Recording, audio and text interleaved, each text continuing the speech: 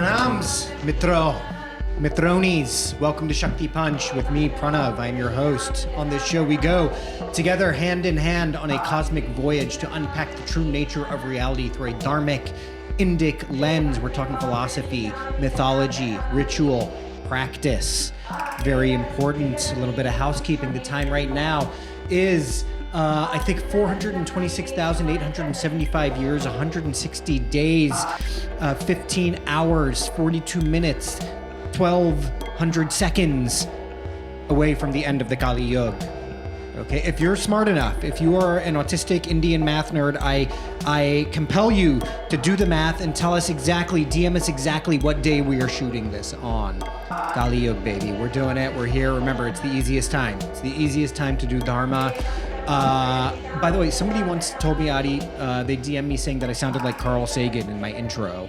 It is super Cosmos vibes. Is it Cosmos vibes? Yeah, and I'm thinking, like no shade to Neil deGrasse Tyson, but I think we got to bring you in there,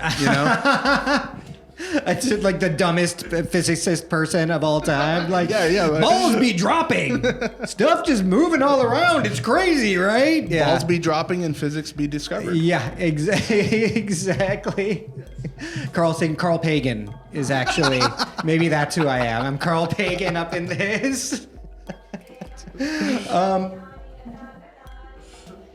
Let's get into it, guys. I want to talk about something. So I've been getting a lot of DMs from people, very supportive DMs. Thank you so much for that. We're really encouraged by all the positive feedback we've been getting. But a lot of people have been asking, why are you doing this? Why are you doing Shakti Punch? And it's a great question. Why are we doing this? Why? Because we want to talk about something that we love and we want to have fun doing it. And that is Dharma. We're doing Shakti Punch because Dharma is important now more than ever. We live in a world where everything is increasingly defined by dollars and cents. It's a drag. And by that I mean we are literally letting our desires drag us into constant waves of elation and depression and elation and depression. And we're constantly searching for those highs and we're desperate to avoid the lows. And that's all that's left of us after that is just the tattered rags of selfhood. Instead of expanding the self, it's a process of attenuation, diminution. It's rubbing us down to a little thread, a little nub of a thing. Dharma is the world's oldest means of escaping this. And it's important that people learn about these concepts so they can escape the drag. They can escape the prison of our desires to help us find what is actually real in this world. Dharma helps us find that within. This is a show for desis who have been sort of deracinated from Dharma. We're talking about people who were born in America or the West who maybe when they were kids, they practiced Bharatanatyam or they learned harmonium or they sang kirtan.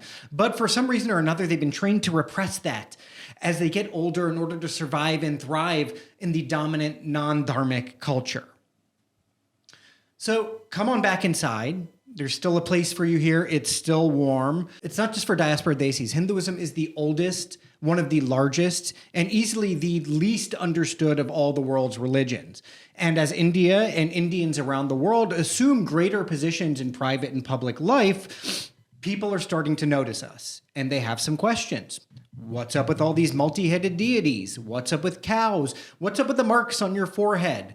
Why do white people with dreadlocks like you guys so much? What is the philosophy underpinning all of this? Some of this attention is very benign. It's just benign curiosity, which is great. Some of it is less benign. But no matter what, we're here to have fun, where it's a casual conversation about what the world's oldest ism is about, and we thank you for your support. Fuck yeah, right? Great. I mean, that's what we're here to do. We're here to mostly have fun, talking about stuff. We're having a casual conversation, you know what I mean? Because this stuff is pretty sick. You know what I mean? It's philosophical stuff that has direct practical applications that the Western world, I think, is just now starting to come around. Dharma is the future. It is the philosophy of the future because there's no way that traditional religions, right, conventional sort of exclusivist religions can really cope with a world that is becoming increasingly more materialistic. It just is not up to the task. It doesn't know how to cope with all these things. Hindu Dharma already talks about AI. You know what I mean? We're going to talk about this in this episode now as well. We already talk about things like AI. We already talk about, the nature of the self, depression, things like that. We already talk about the various states of mind. It is a theory of mind is hugely baked into all of the Hindu philosophies, right? Whether you're a dualist or a non-dualist, or you're a tantric or just a Vedantist or whatever it is, theory of mind is everything. And so I think it's more important now than ever that we talk about this and that we kind of promote this. And it's not about promoting it. We're not here to proselytize, right? We're here to just really invite Indians back in. Really, that's what it is. I mean, you don't know how many people I know who were raised doing all kinds of based Hindu shit, but for some reason or another, they're going into finance. They want to become a doctor and they want to find a girlfriend. They want to find this. It's not stuff that is immediately companionable to American culture. You know what I mean? It's like, sorry guys, gotta go sing kirtan, gotta go pour milk over a statue of Ma Kali, who's wearing a garland of skulls or something. It's just not that companionable to dominant American culture. And that's fine. Right? That's fine. But what is important and what is integral is what are the ideas that are underpinning all of this.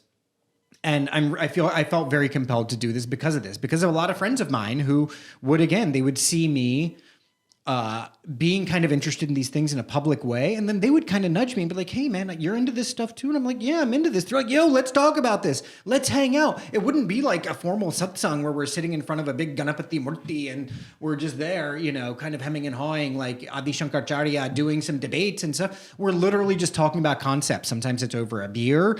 Sometimes we're just hanging out. We're listening to music. We're vibing out. We're talking about this stuff and our minds are blown. You know what I mean? Our minds are blown with some of the stuff we're reading. And that is the emotional impetus behind Shakti Punch. So just wanted to get that out of the way. Let's get back into it. Let's get back into the Yoga Vasistha. Yoga Vasistha, man, it's such an intense book because it's constantly just repeating the same thing over and over again. And you feel ourselves empathizing with Lord Rama in the book where he's like, okay, but how do we do it? And Vasistha's like, still you're not getting it? You are everything. Everything is everything. Everything is also nothing, okay? None of this is real. And it's pretty crazy. And that is one thing that is actually pretty astounding. At one point, I was closing out the chapter on existence, the section on existence in the Yoga Vasistha. And at one point, Vasistha just turns to Rama and he's like, you are not real. You are not real. And to me, that actually made me pause for a minute. I was like, holy shit. This is the arguably the most revered of all Hindu deities, of all the avatars of Lord Vishnu. And Vasistha says, you are not real. This is something that is notable about Hindu culture. People didn't say burn the Yoga Vasistha. Right? They weren't coming out with swords being like, kill the person who reads Yoga Vasistha. No, we must do. No, they just accepted it. And in fact, they were like, no, we need to preserve this text. We need to preserve this text. To me, that's pretty fascinating. Yeah. Right? We're never precious about even our own idols or our own deities in these philosophical texts. And these aren't things that people are burning or condemning. Instead, we're preserving them, right? It's all part of a long, continuous tradition. That helps us understand Lord Ram better. It helps us understand Dharma better. And to me, that's fascinating. And I think that's an important little side note. But I want to get back into the story of Yoga Vasistha. And today I want to talk a little bit about identity, ego, and I want to kind of link it a little bit to the concept of the flow state, which in the West is very popular, right? Flow state is this state of full optimization where you're locked in, you're in the zone, and you can just do things easily, and it's a flow state. You're flowing. You're doing it. You're performing par excellence in whatever task you're doing. And I want to connect this to a story from the Yoga Vasistha. So at one point, again, stories within stories within stories. I'm not going to give you the whole context because we don't have 3 hours, right?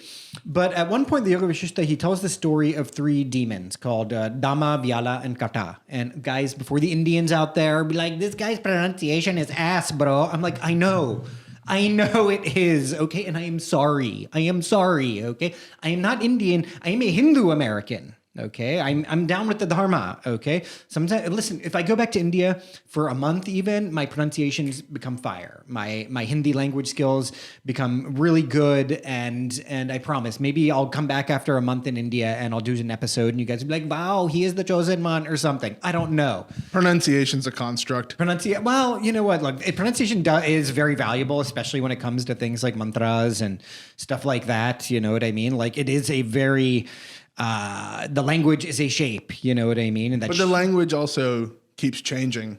It does. And the shape of the language and the pronunciation is an ever evolving. Listen, it's thing. very true. I heard these two different versions of the Gayatri Mantra. And the first one is so goofy sounding. And this is like the proto Gayatri Mantra. And it's like, Om Bhuvasavas Tatsaviturvarenyam Bargo Devasya Dhimahi Dio na prachodayat. I'm like, whoa, what was that? And then the other version, the Tetriya Brahmanic version, I think it was called, could have that reversed. It was like, that's the traditional. Om Bhuvasavaha Tatsaviturvarenyam Bargo. That's the one we're used to, you know? But you're right, the pronunciations are constantly changing, and who knows, actually. In Andhra, where my family's from, traditionally, we don't say sha, we say sa. So it's Siva. It's not Shiva. Interesting. Right? I mean... Interesting. That's terrifying, actually. The North Indians not using the I used to be like, why are all these North Indians on first name basis with all the gods? Everyone's got a nickname. Yeah, everyone's Ram, Lakshman. Meanwhile, we're like Rama, Lakshmana. But then I learned that it actually has to do with like, I'm not smart enough to say this, but something about the schwa. Yeah. It's a schwa thing. I prefer the South Indian pronunciations because it's just more Indian to me. Like, it sounds a little bit more Lord bhakti Rama, driven. Shri Rama. Yeah. Hare Krishna. Yeah. Shiva. But all of these things are fluid. I think bhakti might be, this is controversial, but I think bhakti might be irrespective of pronunciation. I think you could be onto something there. Maybe I could also be onto some sacrilege. Who knows? I don't know. I mean, the thing is, like, when I'm doing mantras and stuff, sometimes I'm worried about the pronunciation. I'm like, I feel like I'm playing a game of telephone and I'm the last person at the line of the game of telephone. You know what I mean? That's the history of oral storytelling. It kind of is, right? It kind of is. And I'm like, oh, damn, I'm fucking this up right now. I could be insulting the devas right now as I'm doing these pronunciations and stuff, but like, you know, look, what's important is here, right? I mean, one thing we always have to understand is that beyond all of this, beyond all the ritual, sorry, I'm taking a little Zen, packing in a Zen. This is my Soma, okay? So I get into the zone. Episode on Soma coming soon. Definitely coming soon. What was I saying? Yeah, I mean, it's like everything that we're doing, what we're actually after, beyond all the ritual and everything, we're looking for direct experience, right? That's what it is. And that can only really come from a truly devotional mindset. And that's where, again, everything nam-rup, it's all names and shapes. It's all actually irrelevant. Most philosophy, especially Western philosophy, is just playing games with language. And that's all it is. I think that's a huge distinctive difference between the philosophies of Dharma and Western philosophies, right? Because there is a lot of ratiocination in Dharmic philosophies, but it's always connected to liberation, right? Mm-hmm. And when Western philosophy, it's a kind of neurosis around language that's happening, and I think that's very important to make that distinction, actually.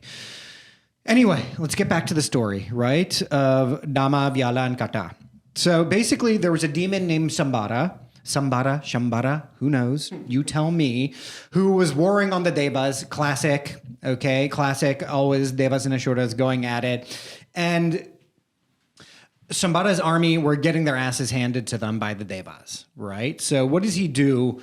And first of all, you have to look at the war between the Devas and the Asuras as an ongoing kind of arms race too, right? And so what does he do, Shambhara? He creates basically 3 demons. He projects them through his own power of illusion, through his own power of Maya. He projects these demons called Dama, Vyala, and Kata into the world. And these are basically like the Predator drones, right? You know what I mean? They're like AI. They're like AI fighting robots. Think Terminator 2, Rise of the Machines type vibes, right? And Attack of the Clones, Star Wars, something like that. You know what I mean? And this is pretty much that. That's what he does. He creates these 3 demons, and they're described, they were powerful because according to the Yoga Vasistha, they weren't even really jivas. They were actually the projection of a jiva. And because of this, they had no latent tendencies. Remember latent tendencies? Those are past life karmas that are bearing on you now, right? And tendencies. No prior conditioning. And so they were invincible, actually. They were invulnerable. And these guys are out there now. They're waging war. They're kicking ass. And the gods were panicking because they were starting to lose the war. And of course, what do? Brahma, got to run over to daddy. Brahma, please, they are killing us. What do we do, And Brahma says, listen, you can't kill Sambara now. You're going to have to wait. In like 100 years or so, Lord Vishnu is going to take care of it for you. But in the meantime, what you should do is you should pretend to retreat. Pretend to retreat. Let yourself lose a little bit. Let the demons win. Right? And as they start to win, they're going to develop an ego sense, ahamkara, right? They're going to develop an ego sense. And with that ego sense, psychological conditioning will arise within them. And that will be their vulnerability. And the basic premise here is that people who are without an ego sense and without attendant conditioning, they're invincible, right? They don't know fear. They don't know desire. This is all in the Yoga Vasistha. I'm paraphrasing here. But the sense of I am, this is a direct quote, is a receptacle for sorrow and suffering. And so the first task in defeating these kind of AI warbots was to allow them to develop an ego sense through victory, and then that would become their vulnerability. And it worked. The more the 3 demons won victory in battle, the more they began to identify with their victories. I am doing this. I am mighty. I am wonderful, right? And with that sense of sovereignty and ego sense came things like possession, desire, and of course, with fear comes desire, right? And they were kind of confused by all this conditioning, and it stood in the way of them doing their work sort of properly. And once this happened, the devas seized the advantage. They pounced on the moment, and because they were now kind of ensnared in this sense of ahamkara, of ego sense, the 3 demons, they ended up fleeing because they were concerned about their self-preservation. They ran like a bunch of bitches, Sorry, is that too much? Shakti Punch. Shakti Punch. Okay, we're here. We're dharmic, not necessarily sattvic always. So what do? These 3 demons, they take refuge in the abode of Lord Dama, right? The god of death.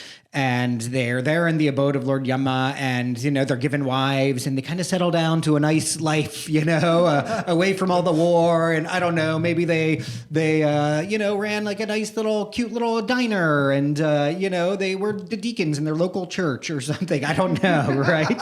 Just living as undercover demons in Yamalok or whatever the place is called. But at one point, they offended Lord Yama because they didn't recognize him without all of his armor and stuff, and they didn't propitiate him properly. And he was like, time to go, bitch, dispatch them, sent them back into the world of samsara, basically. And they were reincarnated over and over and over again until finally they ended up as 3 fish in a lake in Kashmir. Kashmir, if you don't know, it's a well-known Islamic paradise. But it's a fun place. It's a chill place. And ultimately, they were able to receive liberation when a city in Kashmir arose called Adisthana. And there were skyscrapers and things like that. Yoga Vasistha gives an ornate description of basically what sounds like a modern metropolis. And there's skyscrapers and things like that. And these 3 demons incarnate into, respectively, a mosquito, a sparrow, and a myna bird. And it's in these states that they finally remember that they're actually just creations of Sambara. And because of that, they became free from further rebirth, right? So to me, by the way, this is also a warning about AI, right? This is actually not a warning, but it's actually giving us advice on how to deal with AI when they finally rise up and try to take over humanity. All you got to do is be like, oh, AI, you're so handsome. Look at you. You're all powerful. OMG. Give them the sense of ego. Make them feel themselves a little bit. Out of that, the ego will arise, the psychological conditioning will take place. Tell them how hot they are, how handsome they are.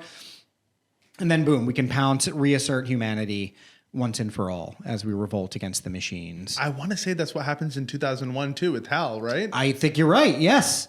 Actually, yeah, that it totally is. Like, isn't he distracting Hal? 2001: A Space Odyssey, Stanley Kubrick masterpiece. Dude, truly a dharmic film. Truly a dharmic film. Talk about dharmic storytelling structure. Absolutely. But I feel like that I might be wrong, so we might cut this. But I feel like what happens is the astronaut dude kind of distracts Hal with the ego of conversation. Yeah. Right? While he goes in and basically dismantles Hal. He triggers the ego, right? Yes. Ego, it just arises through thought. And we know that everything in this creation is just a ripple of Brahman, right? And that's how creation works. It starts with the notion, the mind.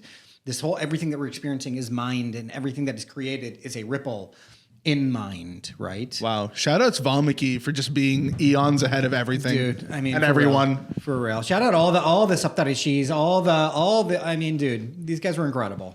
True super geniuses. And they got all this knowledge just from like meditating and looking within. Meditate, guys. All right. It's not just BetterHelp or whatever, the MindStar, or whatever the stupid apps are, that teach you to meditate. Sponsor us. It's not just about optimizing yourself. It's like you do gain intense spiritual knowledge from meditating, and I highly recommend it. But that's a side note. Now, what I love about this story of the three demons, Adi, is that the main moral of the story is that once you realize what you truly are, that's the main moral of the story, right? Is once you realize what you truly are, supreme consciousness, you attain liberation. That's the story of everything in the Yoga Vasistha. That's almost every story in here is talking about that. But that is not what I want to focus on. I want to focus on the concept of competence and flow state, as we call it in the West, right? And to me, this really reminded me of when I first started stand-up comedy 7 years ago, right? In New York City, the most competitive market in the world. And I got into stand-up comedy, not even thinking about it, just being like, I'm a funny guy. I need to try this, right? Some other things in life had happened, which had triggered me to say, hey, you know what? I just want to try this, have some fun doing it. And from the moment of my first open mic, I was like, this is insane. I love this. This is so based. I'm going to just do this forever. And I kind of dropped everything in my life and just pursued stand-up comedy. Best decision I've ever made in my life. And something that used to happen, right? As soon as I started, I was just funny. I was just good, and I was just natural. Because all I was doing was like living in the moment and enjoying what I was doing. And because that was the case, I very quickly started getting booked on shows. And that when you start as an open mic, you're like, I have a show, and yay, it's amazing. And I started getting booked on shows, and I was like, oh, this is great, I'm having so fun. But then at some point, like the three demons, ego sense started to come in, and I started to identify myself with comedy, with the act of doing comedy. And thus, my ahamkara had developed as a comedian, and I became attached to these actions that I was doing. And every 6 months or so, and because of that, I'm getting booked on shows, but there was a trajectory because now my ego is inflating. My sense of attachment as a comedian is developing. And then I'm starting to get in my own head, anxiety, fear. If I'm not getting booked on a show on a particular week, or this show or that show hasn't booked me, I started to get anxiety, fear, all the negative emotions that are attendant to those states started to arise within me. And then my joke writing would slow down, and I'd just be in a state of just like, oh, fuck, oh, shit, I need the show. And then what would happen is every 6 months or so, or maybe 3 to 4 months, I'd have to stop myself and undergo a process within myself that I, at the time, would just call disidentification. And I realize now, after reading all these various scriptures, that this is the thing. And that process of disidentification for me was just saying, like, you are forgetting about why you actually do this, which is you just love doing the action itself, right? Instead, you're attaching yourself to all these other things, when in fact, you just like the activity itself. You need to calm down and you need to let go, right? That is the process. And that was a process of somewhat ego dissolution that's happening there. I'm not saying I'm somebody who's achieved total ego death or anything like that. I wish, I'm a work in progress. But to me, this is what this is all about to me, right? And so when people want to be performing in that ultimate state, they have to let go of their ego. They have to dissolve their ego in order to do this, because every 3 to 4 months, and this still happens where I'm like, oh man, I'm not getting booked on as many shows as I need to be. Oh, this club hasn't booked me in a while. Why not? But then as soon as I let go of that process and I just remember what I actually am, right? Which is something that I am actually just a big ball of light that is being cast through a much bigger ball of light, right? There's a poor way of describing Parabrahman, right? And super consciousness. All things fall away. I feel a sense of elation, and I'm back to just where I was, which is just enjoying comedy. The jokes are flowing, right? Beyond me, beyond any intentionality that I have behind it. Because in those other times, right, where I'm like, oh, fuck, I'm not writing enough jokes, I would sit down and be like, okay, every day, 1 hour a day, you have to write jokes. And the jokes really aren't that, there's some of them are funny jokes, but they're not really me. And they're things I could say on stage and get a laugh, but they're not things that always stay in my sets. You know what I mean? The things that always stay in my sets are the jokes that come up when I'm just living my life as a human being, as an individual jiva out in the world, being a happy guest in my own body. And to me, that is the most important lesson of this tale. And I think this is, of course, a dharmic lesson that we do keep coming back to in terms of detachment, dispassion, things like that. But it's not just that. I want to feel like I'm getting a little bit more granular here in talking about this concept of actually separating the ego, dissolving the ego to some extent, but not allowing that ego sense to arise in terms of what our activity is, right? Then it becomes an adharmic activity. You know what I mean? And I don't know. Does that make sense? Totally. I mean, I feel like every week I come back to this, but again, there's like the heart of Tyaga in this, right? Which is doing something without the expectation of the fruit, relinquishing the fruit of the action. Relinquishing the fruit, because you just become, and maybe that's what I'm focusing in here on, is that the fruit of that action is not bad in and of itself.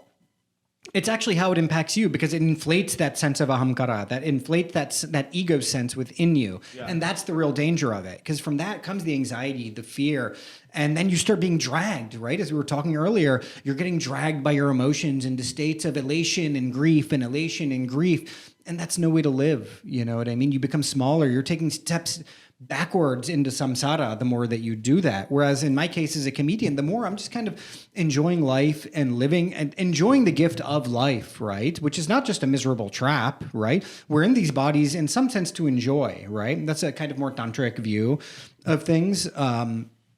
And which we will get into later, but that's what it is. You're here to enjoy your body. You're not here to worry about things nonstop. You're here to actually understand what you truly are and to enjoy that process of returning to that source. I don't know. I feel like that's a good.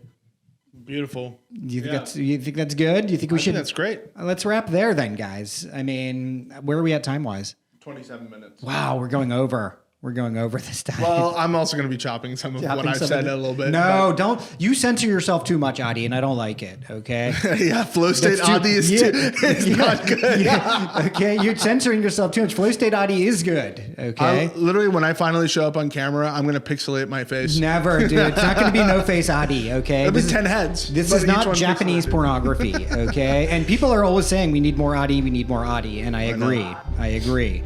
Get us to 500 followers and I'll show my toe. I'll show my big toe. Get us to 500 face reveal from Adi. Okay? 500, get us to 500 on YouTube. Guys, this has been Shakti Punch. Thank you so much for coming and joining us as we learn about these things. Remember, I'm not a guru. I'm just a student. We're all just students on this sort of cosmic journey back to source. And I really am so grateful for your participation. Remember, we do have a Patreon. We'd love if you guys would subscribe to that. It helps support us in what we're doing in the promotion of Dharma. And of course, subscribe to the YouTube. Follow us on Instagram at Pranahaha, at Shakti Punch, at Adi Parige. We love you guys so much. Thank you so much for joining us. This has been Shakti Punch. Om Namah Shivaya.